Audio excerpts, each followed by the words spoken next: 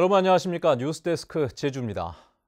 주말인 오늘 제주지방은 구름이 많은 가운데 오후부터는 바람이 강해지면서 육상에 강풍주의보가 발효됐습니다.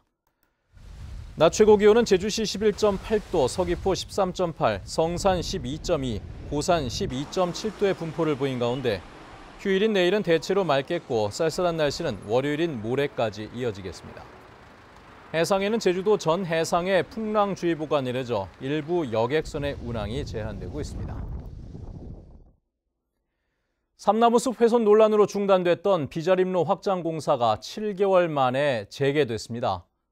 공사에 반대하는 시민활동가들이 현장에 근접하면서 잠시 공사가 중단되기도 했지만 큰 충돌은 없었습니다. 김항섭 기자의 보도입니다. 5m가 넘는 커다란 나무가 힘없이 쓰러집니다. 주위에 있는 잡목들도 하나둘 잘려나갑니다. 도로 확장 공사에 쓰일 중장비의 진입로를 만들기 위해 나무를 베어내는 겁니다. 벌채가 시작되자 공사를 반대하는 시민활동가들이 손팻말을 들고 현장에 진입하면서 공사는 잠시 중단되기도 했습니다. 위험한 상황이고 저희가 실질적으로 지금 상황에서 공사를 진행을 못해서 피해를 입는 상황입니다. 정중히 부탁을 드릴 테니까 현장 밖으로만 잠깐 나와주시면 안 되겠습니까? 왕복 2차로인 제주시 구저 비자림로를 4차로로 넓히는 공사가 진행되는 구간은 3km. 2021년 완공을 목표로 지난해 착공했지만 삼나무 900여 그루가 베어져 논란이 일자 공사는 중단됐습니다.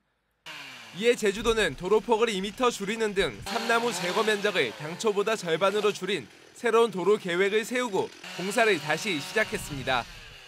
하지만 공사를 반대하는 시민 모임 등 활동가들은 도로 확장이 난개발을 이끄는 신호탄이라며 숲이 파괴되는 과정을 24시간 기록하겠다고 밝혔습니다. 네, 기록을 계속하면서 정말 이 쓰러지는 나무 앞에서 우리가 기록만 하는 것이 맞는 건지 아니면 정말 나무 한 그루라도 살리기 위한 행동들을 해야 되는 것인지. 주변 지역 주민들은 비좁은 도로에 차량 통행량이 많고 위험해 서둘러 공사를 진행해달라고 요구하고 일부에서는 삼나무 꽃가루가 심각한 알러지를 유발한다며 보호할 만한 수종이 아니라는 지적도 나오는 상황. 도로 확장 공사를 놓고 여러 의견이 여전히 엇갈리면서 비자림로를 둘러싼 논란은 계속될 것으로 보입니다. MBC 뉴스 김항섭입니다. 어려운 경제 사정으로 고향을 떠난 제1제주인이 20년째 도내 학생들에게 장학금을 전달해 눈길을 끌고 있습니다.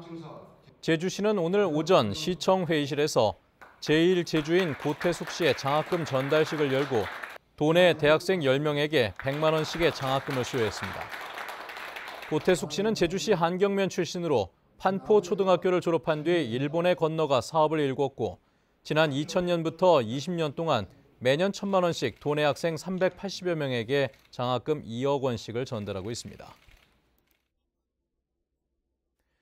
추자와 우도, 마라도 등 8개의 유인도에 유리와 가스를 안정적으로 공급하기 위한 운반선이 건조됩니다. 제주도는 연료 운반선을 도입하는 공유재산관리계획안이 제주도 의회를 통과함에 따라 예산 20억 원을 들여 70톤급 운반선을 건조해 오는 2021년부터 운영할 계획입니다.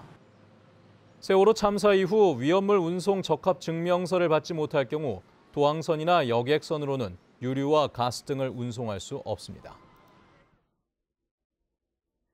법무부 부산출입국 외국인청 이민특수조사대는 무사증으로 제주에 들어온 몽골인들을 다른 지방으로 불법 이동시킨 혐의로 35살 A씨와 A씨의 몽골인 부인 28살 B씨를 부산지검에 송치했습니다.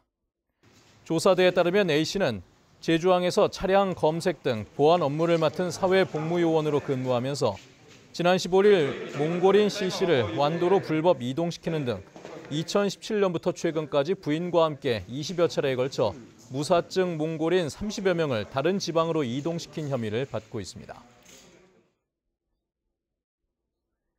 음주운전에 대한 처벌을 강화한 윤창호법 시행 이후에도 도내 음주교통사고가 잇따르고 있습니다. 제주지방경찰청에 따르면 지난해 12월 윤창호법 시행 이후 석 달 동안 제주에서 발생한 음주교통사고는 68건으로 1명이 숨지고 123명이 다쳤습니다. 뉴스데스크 제주였습니다. 여러분 고맙습니다.